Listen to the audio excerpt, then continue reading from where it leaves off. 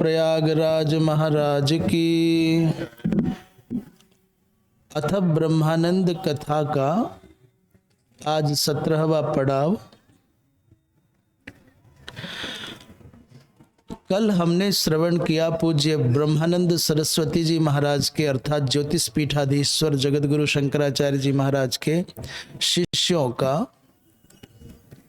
एक स्मरणात्मक उल्लेख, जिनमें प्रमुखतया पूज्यपाद धर्म सम्राट स्वामी श्री करपात्री जी महाराज प्रभृति महापुरुष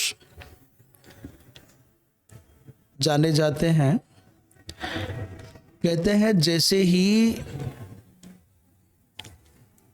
पूज्य जगतगुरु जी महाराज का अभिषेक हुआ तो भारतवर्ष में धर्म क्रांति का ऐसा उद्घोष हुआ कि नगर नगर गांव गांव धर्म की जय हो, अधर्म का नाश हो, प्राणियों में सद्भावना हो, विश्व का कल्याण हो, हर हर महादेव। बड़े बड़े विद्वान, बड़े बड़े त्यागी विरक्त महात्मा धीरे धीरे पूज्य ब्रह्मानंद सरस्वती जी महाराज अर्थात जगतगुरु जी महाराज के सानिध्य में, उनके संरक्षण में धार्मिक आयोजनों को बड़े उत्साह पूर्वक संपन्न करने लगे। अच्छा, शंकराचार्य बनने से पहले बहुत प्रमुख शिष्य पूज्य ब्रह्मानंद सरस्वती जी महाराज के नहीं हैं। शंकराचार्य बनने से पहले धर्म सम्राट जी महाराज का ही विशेष रूप से उल्लेख होता है। पद पर पहुंचने के बाद बड़े बड़े विलक्षण, बड़े बड़े प्रतिभाशाली, बड़े बड़े उत्तम विशिष्ट गुणों से युक्त महानुभावों का आकर्षण पूज्य महाराज श्री के चरणों में होने लगा। जब पूज्य धर्म सम्राट स्वामी श्री करपात्री जी महाराज ने अखिल भारतवर्षीय धर्म संघ की संस्थापना विंध्यवासिनी भगवती मां जगदम्बा के चरणारविंद में बैठ कर के की, तो उसके प्रथम अध्यक्ष पूज्य श्री ब्रह्मानंद सरस्वती जी महाराज को ही बनाया गया। और तब से जो भी आयोजन, जहां कोई भी यज्ञ होता, अनुष्ठान होता, बड़ा कोई सम्मेलन होता, धर्म संघ का अधिवेशन होता, तो सुनिश्चित था कि उसकी अध्यक्षता पूज्यपाद अनंत श्री विभूषित पूज्य श्री ब्रह्मानंद सरस्वती जी महाराज ही करते।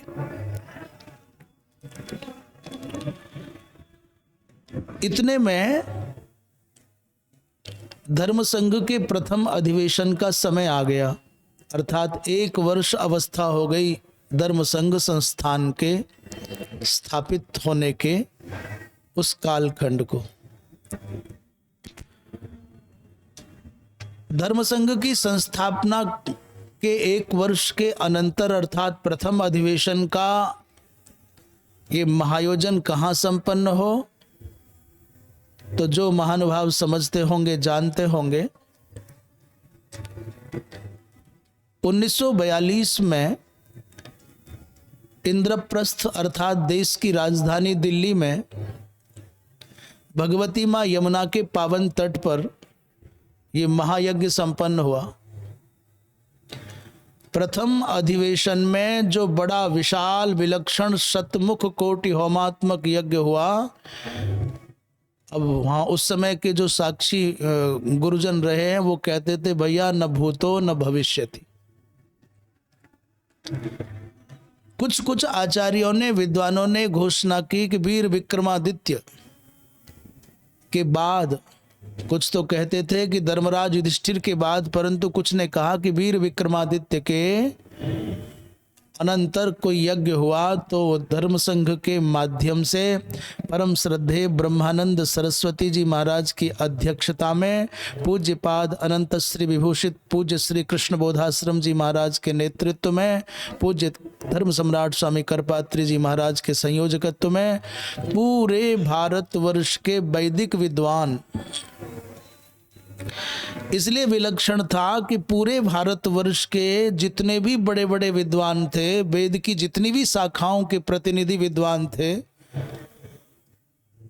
सर्ववेद शाखा सम्मेलन जैसा आयोजन सबसे पहले भारतवर्ष में धर्म संघ के माध्यम से दिल्ली में हुआ।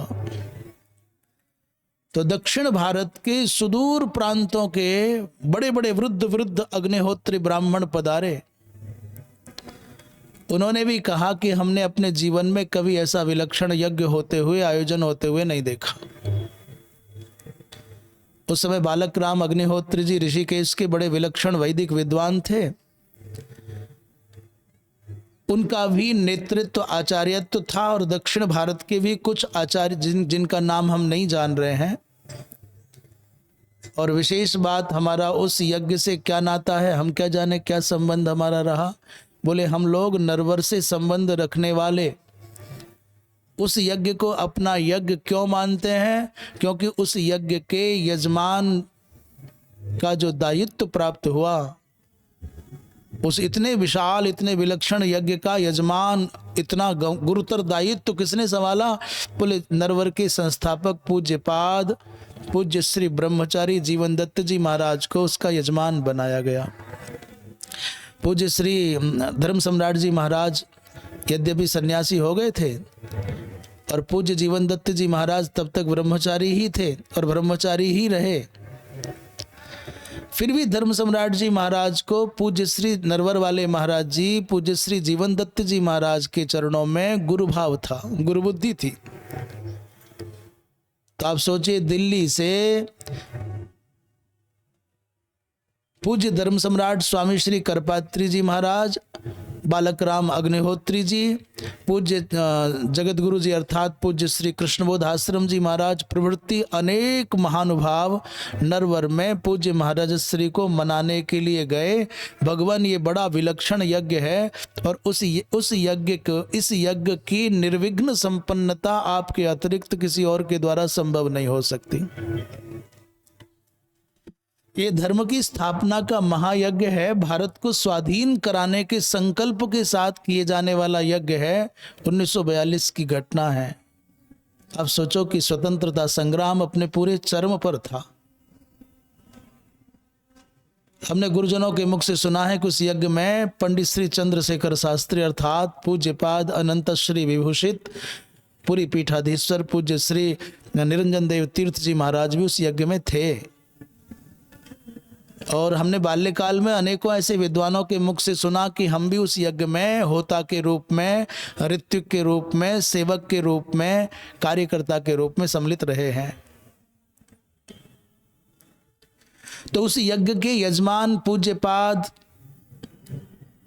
पुण्य श्लोक पूज्य श्री जीवन दत्त जी महाराज, भगवती माँ गायत्री के ऐसे विलक्षण विद्वान, ऐसे विलक्षण तपस्वी महापुरुष,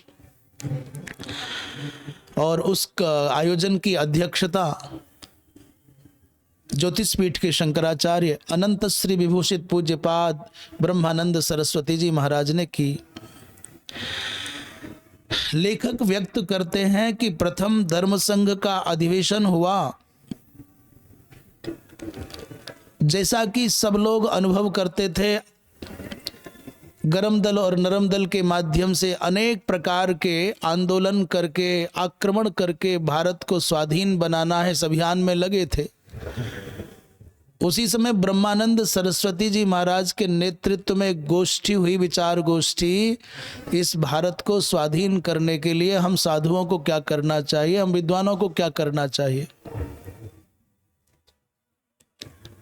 तो संभवतः उस समय सबने मिलकर के एक मत से कहा कि एकमात्र यज्ञ वो साधना है जिसके बल पर दुर्लभ से दुर्लभ लक्ष्यों को पाया जा सकता है। भगवत गीता के 3 अध्याय में भगवान कृष्ण अर्जुन को संबोधित करते कहते हैं कि ब्रह्मा जी महाराज ने जब सृष्टि का निर्माण आरंभ किया तो सृष्टि के सृजन के साथ यजन अर्थात यज्ञ की उस पवित्र विधा का सूत्रपात किया।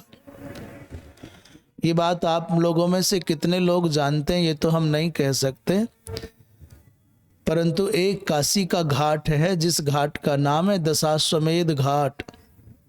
सुना है किसी ने दशाश्वमेध घाट? इसलिए सुना होगा, वहां आरती होती है। और आपका ध्यान गया कि नहीं गया कि दशाश्वमेध घाट कोई नाम नहीं है, और तीर्थराजब प्रयाग की धरा पर भी एक घाट है जिस घाट का नाम दशाश्वमेध घाट है। ये कोई घाट का नाम नहीं है, अपितु जिस भूमि पर, यहाँ प्रयाग में जिस भूमि पर ब्रह्मा जी महाराज ने, वहां प्रयाग में नहीं, काशी में भी ब्रह्मा जी महाराज ने 10 अश्वमेध यज्ञ किए, तो जिस भूमि पर 10 अश्वमेध यज्ञ हुए उस भूमि का, उस स्थान का नाम दशाश्वमेध घाट हो गया, यहां भी और वहां भी। और काशी में तो दशाश्वमेध घाट के ऊपर ब्रह्मेश्वर महादेव हैं। ब्रह्मा जी महाराज वैदिक विद्वान बन करके पाठशाला की स्थापना करके वेद पढ़ाते थे। ये काशी खंड में, काशी महात्म्य के प्रसंग में काशी खंड में कथा है कि दिवोदास नाम के राजा के पास भगवान शंकर ने ब्रह्मा जी को भेजा, काशी में भेजा कि किसी तरह विचलित करो, दिवोदास काशी छोड़ करके चला जाए। उस अवस्था में ब्रह्मा जी महाराज ने जब काशी में जाकर के दिवोदास के दोषों का दर्शन करने की चेष्टा की तो असफल तो नहीं हो सके, पर काशी के आकर्षण में बंधे वहीं ठहर गए। राजा से कहा कि यज्ञ करना है साधन दो, वेद पढ़ाना है स्थान बनाओ। इसलिए वो दशाश्वमेध घाट के ऊपर ब्रह्मेश्वर महादेव का मंदिर है और वेदशाला है। उन्हीं ब्रह्मा जी महाराज ने यहाँ पर यज्ञ किए, 10 अश्वमेध यज्ञ। तो भगवान कृष्ण कहते हैं, अर्जुन सह यज्ञाः प्रजा सृष्ट्वा पुरोवाच प्रजापति ही, प्रजापति ब्रह्मा जी महाराज ने यज्ञ के साथ साथ सृष्टि का सृजन करते हुए कहा कि अनेन प्रसविष्यध्वम, अनेन माने यज्ञेन, इस यज्ञ के द्वारा, प्रसविष्यध्वम माने आप समुन्नति को प्राप्त हो जाओ, समुत्कर्ष को प्राप्त हो जाओ, वृद्धि को प्राप्त हो जाओ, विस्तार को प्राप्त हो जाओ। एष वह अस्तु इष्ट काम धुक, एष माने यह यज्ञ ही आपकी इष्ट कामनाओं का दोहन करने वाला, संपादन करने वाला होगा।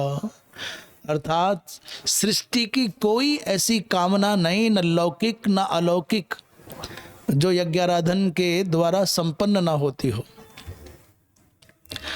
हमारा उद्देश्य यहाँ यज्ञ की महिमा का वर्णन करना नहीं है, पर प्रसंग आ गया है तो कुछ ना कुछ तो कहना ही होगा। पर ये सच्चाई है। आप कहते हो कि रुपया, पैसा, सोना, चांदी, धन, दौलत, साम्राज्य, हाँ साम्राज्य भी पाया है। आप बलि की कथा सुनते हो, बलि के जन्म के समय बलि के पिता नहीं है। बलि का जब संसार में जन्म हुआ तो पितृविहीन है, उसके सर पर पिता के स्नेह की छाया नहीं है। आप सोचो कि जो पितृविहीन बालक है, जो अनाथ की भांति संसार में जन्मा बालक है, उसने तीनों लोकों पर अपना आधिपत्य जमाया। किसके बल पर? तपस्या और यज्ञ के बल पर।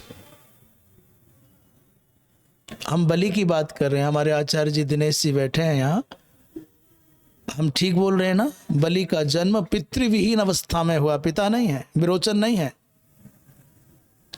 आज जो लोग रोना रो रहे हैं ना, हमारे साथ समय ठीक नहीं था, माता पिता ठीक नहीं, मुझे कोई अवसर नहीं मिला, मेरा भाग्य बहुत माड़ा है, तो कितने बहाने मारते हैं लोग।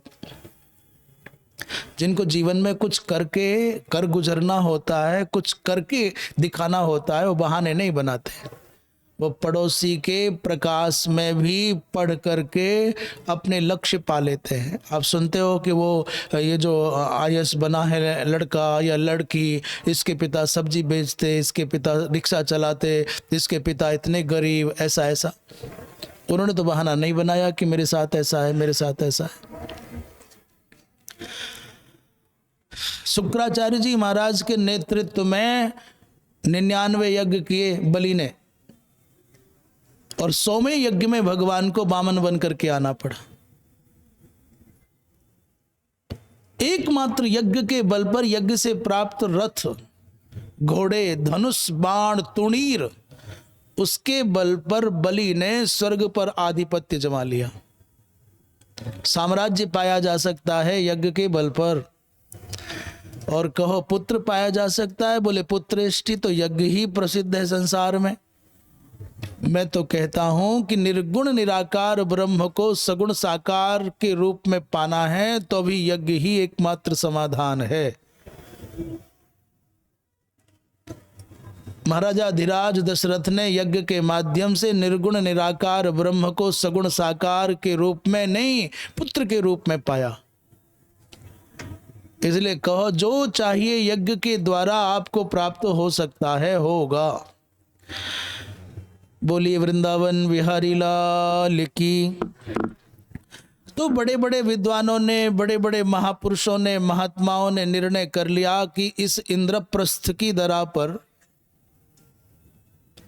अर्थात भारतवर्ष की राजधानी दिल्ली में, एक विशालतम महायज्ञ हो, सर्ववेद शाखा सम्मेलन हो, धर्म सम्मेलन हो, धर्म संघ का महाधिवेशन, प्रथम महाधिवेशन हो, बड़े बड़े संत, सब संप्रदायों के संतों का सम्मेलन हो, संस्कृत सम्मेलन, नारी शिक्षा सम्मेलन, न जाने कितने कितने होते थे।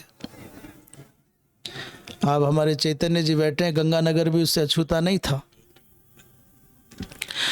कारण क्या है? पूरे राष्ट्र में महामारी फैली हुई है, अराजकता फैली हुई है, अनाचार के कारण पूरी भारतीय प्रजा कराह रही है। तो यमुना के तट पर यह आराधना सुनिश्चित हो गई। पूज्य जीवन दत्त जी महाराज को उसका यजमान बना दिया गया। असली बात जो प्रसंगवश हम कह दें, उस समय अंग्रेजी हुकूमत माने अंग्रेजी शासन था। अंग्रेजों ने सुना कि कोई ऐसा, अभी सब प्रकार के लोग होते हैं दुनिया में, गुप्तचरों ने, जासूसों ने कह दिया कि ये तो महात्मा पागल है, इतना घी इसमें फूंक देंगे, इतना तिल फूंक देंगे, इतना पैसा बर्बाद होगा, और देश दरिद्रता से कराह रहा है, जनता भूखी बिलबिलाती है, और इन महात्माओं की बुद्धि पर पत्थर पड़े हैं, ये नष्ट करने पर तुले भारत की संपत्ति को। तो अंग्रेजों के यहाँ जब ये शिकायत पहुंची तो वो देखने आए, पता करने आए क्या मामला है। तो लोगों ने कहा यज्ञ ऐसे ऐसे होता है, अग्नि में ये पदार्थ डाले जाते हैं। तो जब भारत के मूर्ख नास्तिक यज्ञ की भावना को नहीं समझ पाए, तो फिर वो तो बेचारे पराए अंग्रेज कैसे समझते। कहते हैं उस समय अंग्रेजों ने, अंग्रेजी शासन ने प्रतिबंध लगा दिया कि 1 किलो शायद ऐसा 5 सेर से ज़्यादा घी और खांड इकट्ठी नहीं देखी जा सकती, कोई लेके नहीं जा सकता यहाँ से वहाँ। माने ऐसा अद्भुत आश्चर्यजनक घटना घट रही है कि प्रशासन प्रतिबंध लगाने के लिए कहता है इतने से ज़्यादा कोई घी और वो राशन इधर से उधर ले जाता दिखेगा, उसको दंडित किया जाएगा, कारागार में डाला जाएगा। तो पूज्य श्री कृष्ण बोधाश्रम जी महाराज बड़े अद्भुत महापुरुष थे। ऐसे महात्माओं के कारण ही धरती पर धर्म टिका है। महाराज उनको जानने और मानने वाले बागपत, बड़ौत, मेरठ, मुजफ्फरनगर, कैराना, कांधला, ये जो पूरी पट्टी थी, गांव गांव में उनको जानने मानने वाले लोग थे, उनको भगवान की भांति पूजने वाले लोग थे। जिस समय पूज्यपाद कृष्ण बोधाश्रम जी महाराज ने उस क्षेत्र में जाना आरंभ किया, तब तक महात्माओं को लोग पत्थर मारते थे। उनके जाने से पहले महात्माओं का कोई बहुत आदर वहां नहीं होता था। अब कितना झूठ है कितना सच है राम जाने, सुनते हैं ऐसा। पर जब प्रथम बार पूज्य कृष्ण बोधाश्रम जी महाराज उस क्षेत्र में गए तो गांव गांव में ऐसे विरक्त, ऐसे भक्त, ऐसे अद्भुत ज्ञानी महात्मा के पहुंचने से वहाँ के लोगों में संस्कार पड़े, ब्राह्मणों को जीने का ढंग आया, जनेऊ संस्कार होने लगे, ब्राह्मण संध्या वंदन करने लगे, और यहाँ तक कि वो जाट बाहुल्य क्षेत्र है, उन जाटों में भी महात्माओं के सम्मान करने की संस्कृति पनप गई। यहाँ जय गोपाल जी बैठे होंगे, यदि हम सही कह रहे हैं, ऐसा हम सुनते थे कि उससे पहले बहुत महात्माओं का समादर नहीं होता था वहां। तो उनके सानिध्य मात्र से, संग मात्र से, दर्शन मात्र से गांव गांव में, घर घर में ये संस्कारपन पे, ये स्वभाव बना, ये सभ्यतापन पे कि महात्माओं का आदर होने लगा। और वो क्या, बहुत साधारण वस्त्र पहनते, मिट्टी का एक करवा रखते, इस गांव से उस गांव। इसलिए उनके अनुग्रह से गांव के गांव अपने गांव से घी भर के पात्रों में, मटकों में और बैलगाड़ियों पर लाद करके रातों रात नौका से घी और वो जो राशन होता था यज्ञ से संबंधित, वो सब चुपचाप यज्ञशाला तक पहुंचा देते। अंग्रेज कहते भाई आता कहाँ से, कोई लाता हुआ दिखाई देता नहीं। कोई कोई तो कहते हैं इतना घी इकट्ठा हुआ कि भूमि में गड्ढे बना करके घी भरने पड़े। जो घृत कुल्या और पयक कुल्या, दधि कुल्या जो शब्द आते हैं, ऐसा संग्रह हुआ घृत का वहां। अस्तून विषम विषम परिस्थितियों में भी, उस परतंत्रता के काल में भी, इस भारतवर्ष के सौभाग्य को, वैभव को पुनः पाने के लिए इन महात्माओं ने, विद्वानों ने भारतवर्ष को स्वाधीन बनाने के लिए यज्ञोपचार किया। कोई लड़ करके, कोई सत्याग्रह करके, इन्होंने कहा अपनी आराधना करके भारत को स्वाधीन बनाएंगे। सर्ववेद शाखा सम्मेलन में भारतवर्ष के कोने कोने से विद्वान चल करके आए। अचानक एक दिन क्या हुआ, अच्छा जब ब्रह्मानंद सरस्वती जी महाराज माने जगत गुरु जी महाराज दिल्ली स्टेशन पर पहुंचे, तो ये बात उस समय यद्यपि मोबाइल आदि नहीं होते थे, पर ये बात कानों कान ऐसे फैली कि कहते लाखों लोगों की भीड़ पूज्य पाद को स्टेशन पर अगवानी करने के लिए पहुंच गई। जो यहाँ हमने सुना भी है अपने गुरुजनों के मुख से नरवर में, और हम यहाँ पढ़ भी रहे हैं। इतनी भीड़ कि पांव रखने की जगह नहीं, दूर दूर तक केवल मुंड मुंड दिखाई दे। और उतर करके गाड़ी से रथ पर बैठना भारी हो गया। कहा कि शोभा यात्रा का नया रूप करने की आवश्यकता नहीं, यहां से यज्ञ स्थल तक जाना है, बोले यही शोभा यात्रा है। और जो दूरी मुश्किल से 5, 7, 10 मिनट में तय हो सकती थी, उसको पूरा करने में 6 से 8 घंटे लग गए, वहां से वहां तक आने में। ऐसा अद्भुत, ऐसा रोचक, ऐसा विराट जन समूह राजधानी में, दिल्ली की धरती पर पहले कभी देखने में आया नहीं था। अब जब पूज्य महाराज श्री पहुंच गए तो जाड़े के दिन थे, बड़ी ठंडी ठंडी हवा और यमुना की शीतल शीतल बालू। जैसे माघ मेला लगता है, जैसे कुंभ मेला लगता है, लोग कहते थे कि एक प्रकार से दूर दूर तक तंबू ही तंबू, तंबू ही तंबू, झोपड़ी झोपड़ी, हजारों की संख्या में अलग अलग कुटियां बनी हुई थी। गांव के लोग आते, अपना फूंस लाकर बना जाते। हजारों की संख्या में तंबू और कुटियां बनी थी। जहाज धर्म संघ विद्यालय है जमुना बाजार में, ये भी स्थान महात्माओं के रहने का, माने ये यमुना का किनारा ही था।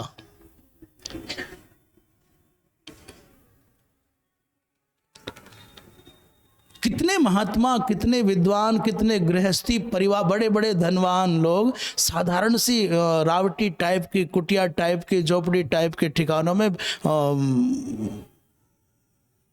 शीत सहते हुए यज्ञ के दर्शन करने के लिए रहते। कहते एक दिन पूज्य महाराज श्री अचानक अपनी कुटिया से बाहर निकले, जाड़े के दिन तो थे ही, तो अचानक काले काले बादल घिर आए, छोटी छोटी बूंदें पड़ने लग गईं। ऐसा लगा जैसे कि इंद्र को इस यज्ञ से ईर्ष्या हो गई है। लेखक लिख रहे हैं मानो इंद्र देवता रूठ गए हों, अथवा इंद्र देवता भी अपनी भावनाओं को व्यक्त करने के लिए उस पवित्र यज्ञ में सम्मिलित होने के लिए उत्सुक हो उठे हों। उस वृष्टि और ओले की संभावना को देख करके प्रातःकाल 7 बजे, यद्यपि पूज्य जगत गुरु जी महाराज कभी 7 बजे बाहर नहीं आते थे, उनका तो 8 घंटे की समाधि लग गई तो फिर लग गई। कहो दिन के 12 बजे पट खुलेंगे, उससे पहले कोई छू ही नहीं सकता द्वार। 7 बजे बाहर आ गए। महाराज श्री ने शिविर के बाहर निकल करके इस इंद्र के आतंक को देखा, बड़े चिंतित होकर के आकाश मंडल को देख रहे हैं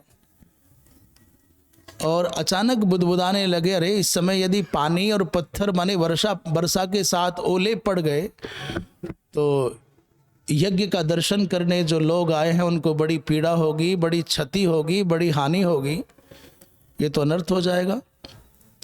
और ऐसा कह करके आकाश की ओर चुपचाप निहारा, लौट करके अपनी कुटिया में चले गए, आसन पर बैठ गए। तो उस समय लेखक तो कह ही रहे हैं, परंतु उस समय लोगों ने माना कि जाड़े की ठंड में यमुना जी की बालू पर लाखों की संख्या में छोटे बड़े, धनी मानी, सेठ साहूकार, ब्रह्मचारी, साधु महात्मा, स्त्री बच्चे, इन सबके संरक्षण का भार पूज्य महाराज श्री के कंधों पर है। इसलिए पूज्य महाराज श्री ने ध्यान लगाया और 1 घंटे के अंदर आकाश मंडल में ना कोई बादल का टुकड़ा रहा, न दूर दूर तक बरसात की संभावना रही। और 1 घंटे के बाद देखा तो आकाश मंडल में भगवान भुवन भास्कर इठलाते हुए, इतराते हुए यज्ञ का अवलोकन करने के लिए बढ़ते चले आ रहे हैं। उस समय पूरे समाज में ये फैल गई बात कि पूज्य महाराज श्री ने यज्ञ स्थल की रक्षा कर ली।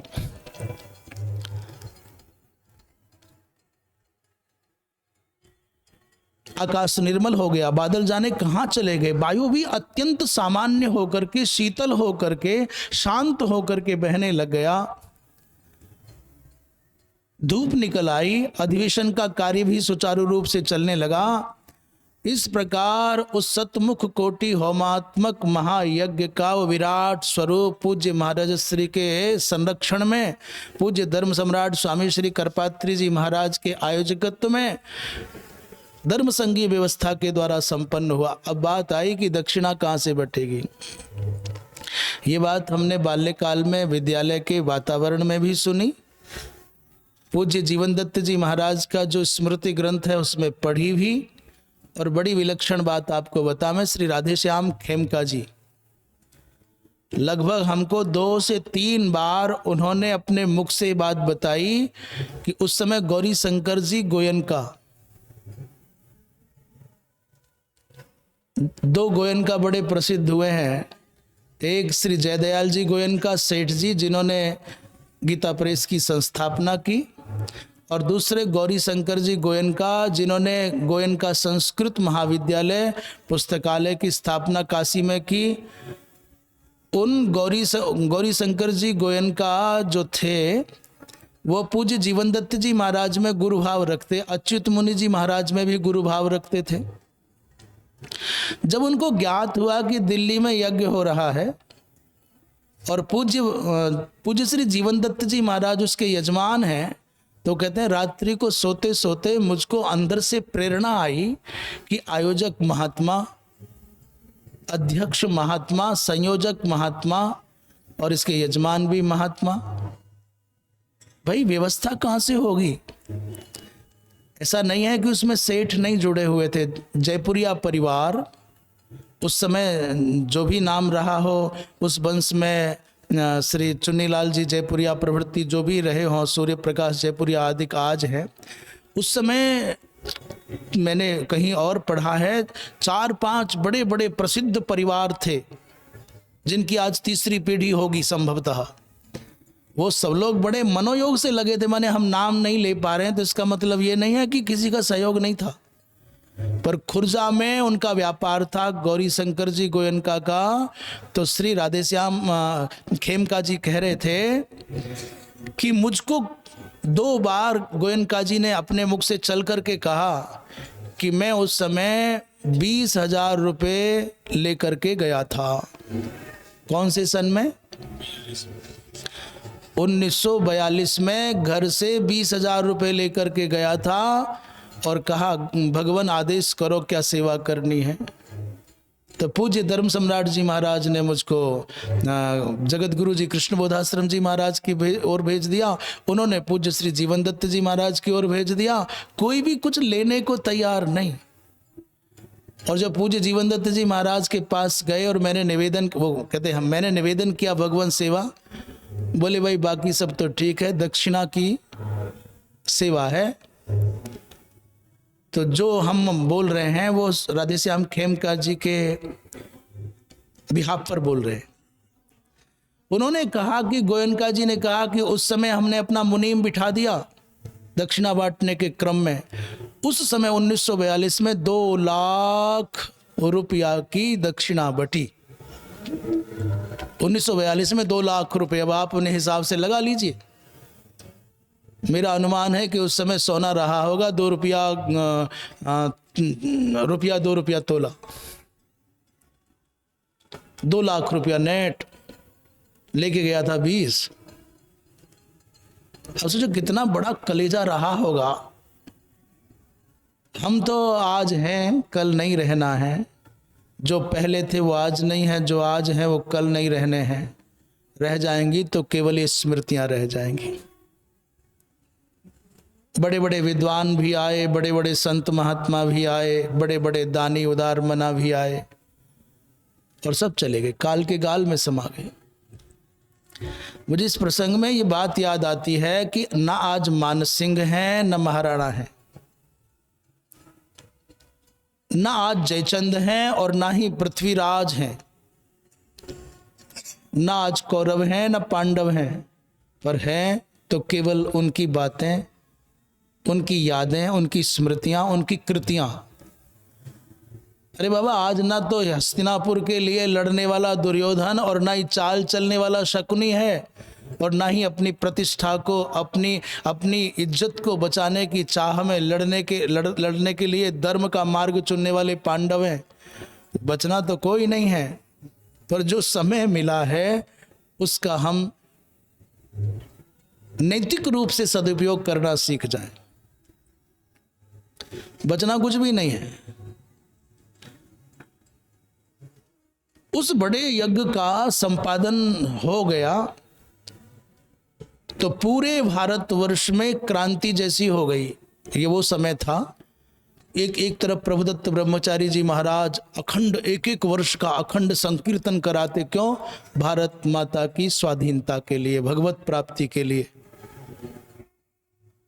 एक और हरिबाबा जी का संकीर्तन चलता, एक और प्रभुदत्त ब्रह्मचारी जी का अपना आयोजन चलता। बड़े बड़े महात्मा अनेक प्रकार से इस परतंत्रता की बेड़ियों में कराहती हुई जनता को संबल देते, और एक तरफ तुलसीदास जी की रामचरितमानस के आधार पर रामलीलाएं होती। उन्हीं दिनों महाराष्ट्र से एक आंदोलन उठा गणेश पूजा के नाम पर, गणेशोत्सव के नाम पर, जो आज पूरे भारतवर्ष का एक महत्वपूर्ण महोत्सव बन गया है। तो मैंने अनेक केंद्रों से भारत की स्वाधीनता के लिए अभियान चल रहे थे। उन्हीं में ये अभिनव अभियान प्रारंभ हुआ। धीरे धीरे दूसरा वर्ष आ गया, धर्म संघ के अधिवेशन का दूसरा क्रम आया, और कानपुर में फिर एक बड़ा विलक्षण, बड़ा दिव्य सौकुंडीय यज्ञ हुआ गंगा जी के तट पर। इसके बारे में अनेक विचार हैं, अनेक उस समय बिड़ला जी का प्रभुत्व था पूरे भारतवर्ष में, संपन्नता के विषय में, उदारता के विषय में, और महात्माओं में भी उनका बहुत समादर था। कानपुर में उनका व्यापार था बहुत बृहद स्तर पर। बिड़ला जी बिना आमंत्रण के, बिना याचना के भी चल करके पूज्य धर्म सम्राट जी महाराज के पास आए कि भगवान आप तो बस आदेश करें, जितना भी धन चाहिए वो सब व्यवस्था हो जाएगी, यज्ञ करें आप। पूज्य धर्म सम्राट जी महाराज ने सहजतया पूछ लिया, आपका व्यापार क्या है? आप वैश्य हैं, आपका व्यापार क्या है? उन्होंने भी भोले भाव से कह दिया, महाराज मेरा चमड़े का व्यापार है। उन दिनों चमड़े का व्यापार उनका रहा होगा। पूज्य धर्म सम्राट जी महाराज ने कहा, भाई सेठ जी, इस यज्ञ में हम किसी ऐसे द्रव्य का प्रयोग नहीं कर सकते जिसका वर्जन शास्त्र के द्वारा किया गया हो। चमड़े के व्यापार से समुपार्जित द्रव्य के द्वारा यज्ञ संपन्न नहीं हो सकता। तो बिड़ला जी ने कहा, भगवान ये बड़े बड़े महात्मा सब मेरे यहाँ आते हैं, इतने मंदिर, इतने आयोजन, इतने यज्ञ, इतने अनुष्ठान नित्य चलते हैं। आप जानते हैं बिड़ला जी के बारे में क्या प्रसिद्धि है? अति सामान्य जीवन से आरंभ किया अपना जीवन घनश्याम दास बिड़ला जी ने। जो लोग राजस्थान के शेखावाटी से परिचित होंगे वो जानते होंगे, अति सामान्य जीवन, अति सामान्य माने अति सामान्य, परंतु साधु से भी थे। उस समय गणेश जी कोई बड़े अवधूत कोटि के महात्मा, सिद्ध कोटि के महात्मा थे। अत्यंत विलक्षण उपासक थे। तो संतों की सेवा करने का स्वभाव था। आने जाने के क्रम में किसी प्रसंग में पूछ लिया, महाराज मेरा भी कुछ होगा, मैंने कुछ कर सकूं के को नहीं कर सकूं, और जीवन, ये मेरा जीवन ऐसे ही जाना है क्या? अपनी मस्ती में थे, मौज में। उन महाराज ने कहा, गणेश बाबा जी ने कहा, बावलिया, उन्होंने कहा कि अरे ओ घनश्यामिया, जा पीछे मुड़कर ना देखियो और कलकत्ता जा, पीछे मुड़ करके नहीं देखना, जा। वो 2-3 बार ऐसा कहा। वो चले भी गए तो कहते हैं मार्ग में उनको 5 फण वाला नाग मिला। वो डर गए और मार्ग छोड़ करके घर आ गए। बूढ़ी माँ थी, उसने पूछा, अरे क्या बात है, बड़ा परेशान सा दिखता है। कि माँ आज ऐसा ऐसा हो गया। वो जो बाबा जी है ना, उन्होंने ऐसा ऐसा कहा और मैं चला तो रास्ते में 5 मुख वाला सर्प मिला। उन्हें माँ ने कहा, रे गलत हो गया है, तो गड़बड़ हो गई, तो बेटा फिर बाबा जी के पास जा। बोलिए वृंदावन बिहारी लाल की, पूज्य गुरुदेव भगवान की। तो आज अपनी माँ की आज्ञा से घनश्याम दास बिड़ला जी को फिर से बाबा जी के पास जाने दें। अग्रिम सत्र में इसकी चर्चा करेंगे। हर हर महादेव। जल्दी जल्दी हटो भाई, ये बंद